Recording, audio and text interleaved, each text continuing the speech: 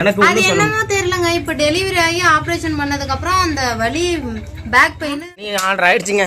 Madam போய் குளிப்பாட்டிட்டு வரணும். ஏன்னா இல்லன்னா இவங்க நைட்டு தூங்க மாட்டாங்க. பாம்பு கரெக்டா தலையில விழுந்துருக்க வேண்டியது. உள்ளாய் வேற இப்போ ஒரு 3 நாளைக்கு முன்னாடி நம்ம தோட்டத்தில் பூலாம் பூத்துருன்னு சொல்லி பிச்சர் போய் கொடுத்தனா. அது வந்து பிச்சருவான் இருக்கா. அதனால பிச்சர் போலான்ட்டு காலையில் சிவா நானும் வந்தோம். இன்னும் அதிகமாக இல்லை, எல்லாம் முடிய போகுதுன்னு நினைக்கிறேன். பூக்கிற சீசன்லாம் தான் இருக்கு. அது என்னமோ மேடம் பிச்சராங்கிறாங்க. மல்லி நல்லா இருக்குதான். குள்ளாயோட அக்க பொறுக்கு வர அளவே இல்லாமல் போயிடுச்சுங்க. காலையில் வந்ததுலேருந்து என்கிட்ட என்ன கேட்குறேன்னா, பாப்பா வாயில் அந்த வெள்ளை வெள்ளையாக நாக்கு இது ஒரு வெள்ளையாக ஒன்று படிஞ்சிருக்கும்ல, அது எல்லா குழந்தைக்கும் வர்றது தான். இது வந்து அது என்ன பிள்ளை, அது என்னமோ ஒரு இதுதான், பேச்சு வராமல் போயிடுமா. அதை வழிச்சு விட்டாதான் பேச்சு வருமா.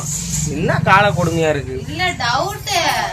அது பால் குடிக்கிறதுனால அந்த மாவு போய் படியுங்க. அந்த அது வந்து மாவு சத்து தானே பாலில் இருக்குது.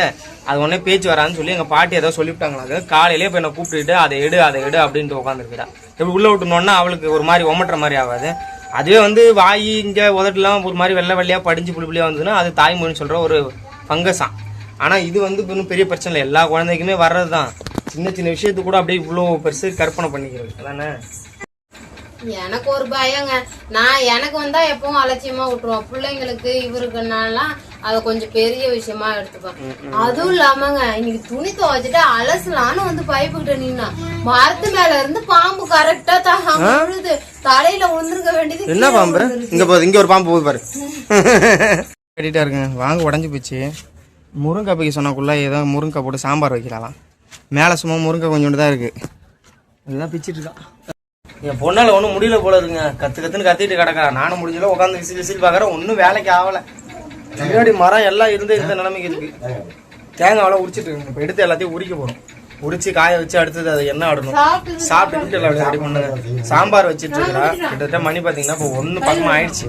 இஞ்சி எல்லாம் ஆயிடுச்சுங்க. பாப்பாவுக்கு போயிட்டு ஊட்டலான்னு சொல்லிட்டு ஆப்பிளும் திராட்சை வேணும்னு எல்லாமே ஹெவி ரேட்டு இன்னைக்கு. இப்போ அந்த டைமில் வித்துட்டு இருக்கு. இந்த இஞ்சி பாருங்க, இது 50 ரூபாயா. 2 துண்டு தான் இருக்குது. அதுக்கே பச்சை இஞ்சி தான்.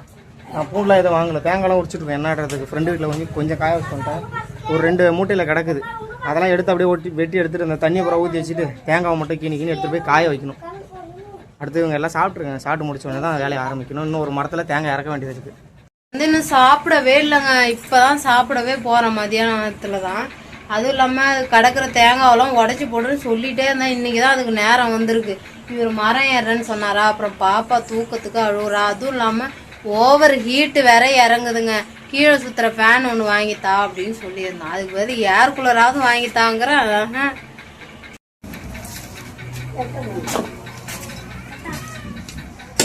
பேசாமமா வீடியோ நீ தான் எடுக்கிற, என்ன பேசுங்கிற.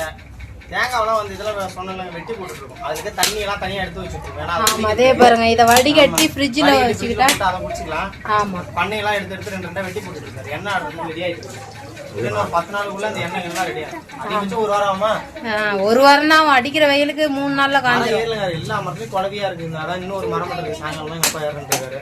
இதெல்லாம் வெட்டி போட்டுட்டு ஒரு வேணும்னா அதான் முக்கியமான விஷயமே. இத காய வச்சா குரங்கு தொல்லை தாங்க முடியலங்க. பயமா இருக்கு. மெனக்கிட்டு நம்ம எல்லாத்தையும் ரெடி பண்ணி அவங்க எல்லாம் வெட்டி விட்டு போயிடுறாங்க.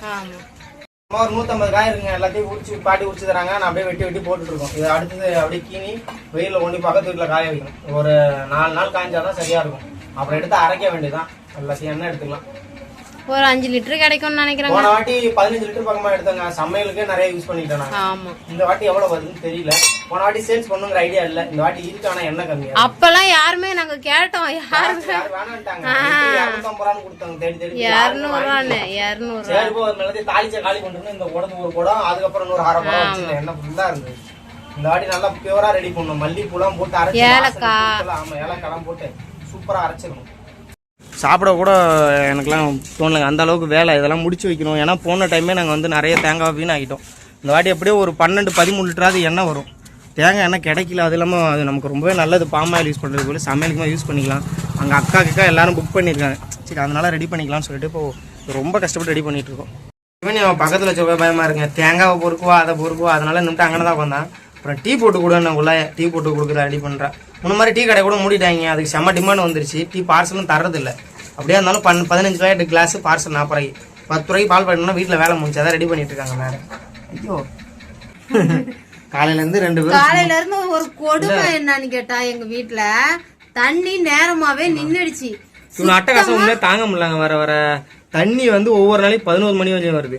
ஒவ்வொரு நாளைக்கு ஏஞ்சி குடிக்க தண்ணி குடிக்கிறதுல தண்ணி நின்றுது. உண்மையிலே இதுதான் ஒரு பெரிய குடிக்க 7:30க்கெல்லாம் நின்றுடுச்சு. நான் எப்படியோ குளிக்கிறதுக்கு மத்ததுக்கெல்லாம் கொண்டுட்டேன். வெயிட் தூக்க கூடாதுங்கிறதுனால நான் இப்போ 6 மாசமாவே எங்க பாப்பா பிறந்ததுல இருந்து வெயிட்டே தூக்குறதுல குடமும் தூக்க. அதுவும் முந்தானத்தை என்ன பண்ணான்னு பாத்தீங்கன்னா வெயிட் தூக்கிட்டு நைட்டு ஃபுல்லா படாத அவസ്ഥை. எனக்கு வலிக்குதுமாமா, மூச்சை பிடிச்சிச்சு, ஹாஸ்பிட்டல் போகணுங்கிற.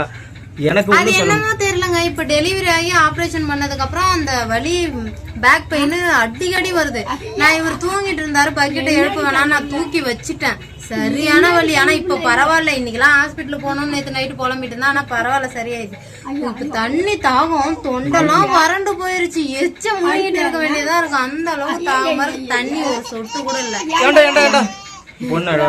எங்க மாமனார் தான் இவங்க ஒரு முக்கூட்டுல ஒரு தண்ணி பிடிக்க அவங்க 2 பேரும் அங்க போயிருக்காங்க பெண்ணாடத்துல. ஆனா இப்ப பண்ணடத்துல தண்ணி குடிக்கலன்னா அதுதாங்க ஆச்சரியமே. ஏன்னா எப்பவுமே தண்ணி வந்துட்டே இருக்கும். மோட்டர்லாம் ஓடும். இப்பெல்லாம் மோட்டரும் ஓடுறது இல்லை. தண்ணி பிடிக்காததுனால இப்போ போய் தூக்கிட்டு வராரு எங்க நைனா. அங்க வந்துட்டு இருக்காரு. மணி 6:30 ஆயிடுச்சுங்க. மேடமை போய் குளிப்பாட்டிட்டு வரணும். ஏன்னா இல்லைன்னா இவங்க நைட்டு தூங்க மாட்டாங்க. அந்த அளவுக்கு இங்கே ஹீட்டு பொழக்குது. நைட்டில் பகல் நைட்டு 2 ஒரே மாதிரி தான் இருக்குது. ஏன்னா அந்த அளவுக்கு ஹீட் இருக்குது.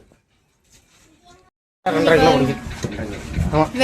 ஒரு டப்பா 2 கிலோ பிடிக்குங்க. பச்சையா இருக்கும்போது காஞ்சாதான் தெரியுது எவ்வளவு பிடிக்குது. காஞ்சா குறையும், ரொம்ப குறைஞ்சிடும்.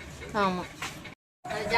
ஒன்றும் முடியலைங்க. என்னதான் இருந்தாலும் இந்த 500 மாத்திரை தான். அதெல்லாம் போடக்கூடாதுன்னு நானே சொன்னாலுமே இந்த தேங்காய் உரிச்சது அது இன்னும் ரொம்ப உடம்பு முடியல.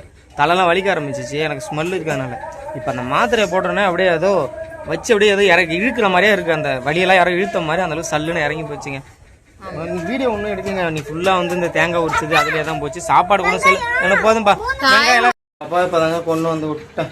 காட்டிக்கிட்டு எல்லாத்தையுமே எனக்கு ஒன்றும் முடியல. ஒரு மாதிரி படுக்கிறாங்களா அப்படியே. இப்போ நைட்டு வந்து ஆம்லெட் போடலான்னு சொல்கிறாங்க ஃபுல்லாக. ஏன்னா ரொம்ப நாளாச்சு முட்டை. அவங்க இருக்கும்போதே சாப்பிட்டு தான் அவங்களும் சாப்பிட்டு போயிருப்பாங்க. இன்னொரு நாளைக்கு தான் ரெடி பண்ணி கொடுக்கணும். அப்படியே ரெடி பண்ணுங்க. அதான் இது மேலே அப்படியே சாப்பிட்டு படுக்க வேண்டியதான். ஒரு நாள் நம்ம தேங்காய் உரிச்சு நம்ம வீட்டு வேலையெல்லாம் செய்யறதுக்கு ஒரு நாள் ஆயிடுச்சு பாத்துங்க. அவ்வளவு வேலை. ஏன்னா கிட்டத்தட்ட 160 காய் உடைக்கிறது பெரிய விஷயம் இல்ல. இருங்க காட்டுறேன். குஞ்சி குட்டி உடைக்கிறதுலாம் பெரிய விஷயம் இல்ல. அதுல என்ன பண்ணணும்னா இங்க பாருங்க, இன்னும் கட்டி ஆகல. ஃபுல்லா இளநீ தண்ணி இதுல ஃப்ரீசர்ல எடுத்து வச்சிட்டேன். அதனாலதான் வந்து இன்னைக்கு எங்களுக்கு ரொம்ப டைம் ஆயிடுச்சு. உரிச்சு அதை ஃபுல்லா நீட்டா கிளீனா ஒரு சாக்குல போட்டு வச்சிட்டேன். வீடியோ வேற எடுக்கிறோம், ஒன்னும் முடியல. அதனாலதாங்க எனக்கு இதாச்சு. நாங்களே இந்த மாதிரி இப்பவே இவ்வளவு வேலை இருக்கு. ஏதாவது பிசினஸ் பண்ணா யோசிச்சு பாருங்க எவ்வளவு வேலை இருக்கு. அதுதான் எங்க அம்மாவும் எங்க அப்பாவும் கூட வச்சாங்க. மெயினா அதாவது பிசினஸ் நினைச்சுக்கிறீங்க. ஒரு குடிசை தொழில் மாதிரி நமக்கு கிடைக்கிறது. இந்த தேங்காய் எண்ணெய் ஆவாரம்போ பண்ணலான் இருக்கோம். உங்களுக்கு என்ன தேவை இருந்ததுன்னா கமாண்ட்ல சொல்லுங்க. அதை நான் ரெடி பண்ணி தரேன். எனக்கு நீங்க அமௌண்ட் கொடுங்க. அவ்வளவுதான்.